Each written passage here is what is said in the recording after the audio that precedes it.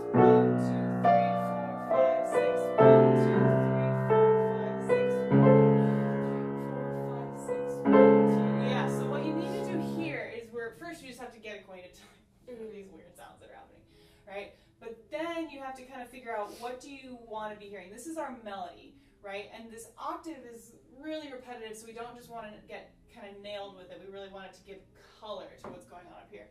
So let's try, actually, let's just do your right hand. How comfortable is your right hand? Yeah, here? my Okay, hands. awesome. Let's just do your left hand bass line in your right hand. What I want you to do is, kind of like we were saying before with the voicing, where you're wanting to voice the tops of the thirds. Listen to the top note in here, right? That F sharp and the B flat, right? That's going to kind of clash, especially if we got something down here, right? So that's what's happening is you've got the B flat and your A. So first for mezzo piano, we're not in your face yet, right? So you're going to take some time to kind of poco a poco, little by little crescendo. So as that is crescendo, we don't want it to be harsh. I mean, it's as harsh as like a seventh could be, right? But it's still kind of gentle sounding with regards to what our character is doing. So let's do that right hand and the lower left hand. Take it nice and slow.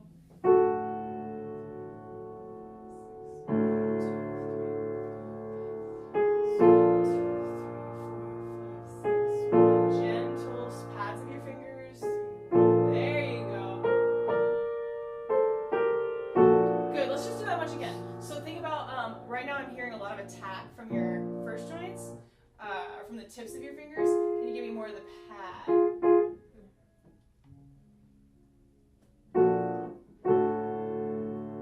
And use a lot of the arms.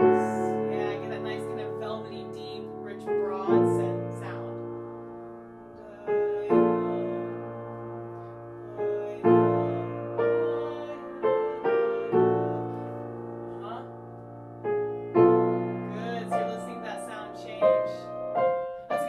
I took you further than we did. One more time. That was a lot better. Did you hear the difference? Tone of the sound. Try again. Really think broad. Try not to hear. You know how you can hear when the hammer hits the string, kind of like we were talking about last time?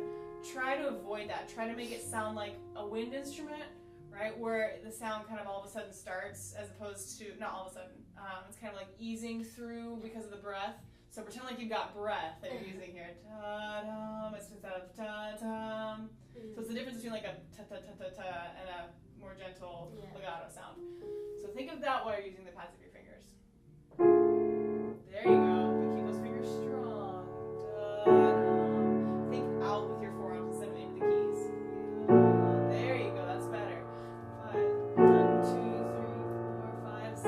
1, 2, 3, 4, 5, 6. 1. That's better. That's better. Do it one more time.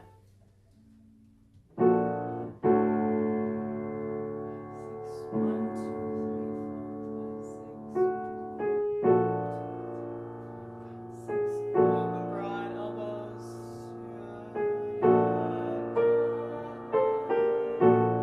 Better. So try to then keep that sound even when you're here and your thirds moving down. Yeah. Okay. I want to give us some time for the prelude. Don't go so fast. So with this, think about. Okay, let's. So check your fingering here on these repeated thirds. I think you started on a strange fingering and it didn't allow you to get down. Yeah, start on your 5 and 3, because then you can step down to 2 and 4. Did you start on the 5 and 3? I could have totally.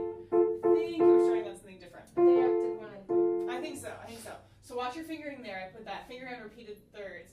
So bottom 2 lines, focus on your left hand, and then take turns. Then you could do the melody with that upper voice. So do that. So I'll say melody and bass, melody and upper. So then kind of think about, and that's really write in anything that's going to help you with your left hand. Right, you can just, even if it's like a 6, if that's something, if you forget that it's a 6, jot that down. Because this piece kind of changes, and you have to really watch carefully where it's going and what it's doing with the left hand, because the left hand gets sparse, and it can be easy to just kind of go on autopilot with it. So really make sure you study it, and then we'll all hear the whole thing next week? Yeah. Yeah, okay, all right, good. Let's do the prelude and you were doing the 4:30 recital, yeah? Yeah, I think I'm in the afternoon. Okay. Can I see your music, please? And that's next week? No. 2 weeks. A week from Sunday. Yeah, so 2 weeks from yesterday. Yes. Have you been doing some hand separate stuff? Mm-hmm. Good. I'll quiz you on some of that next week, but I'm sure you're good.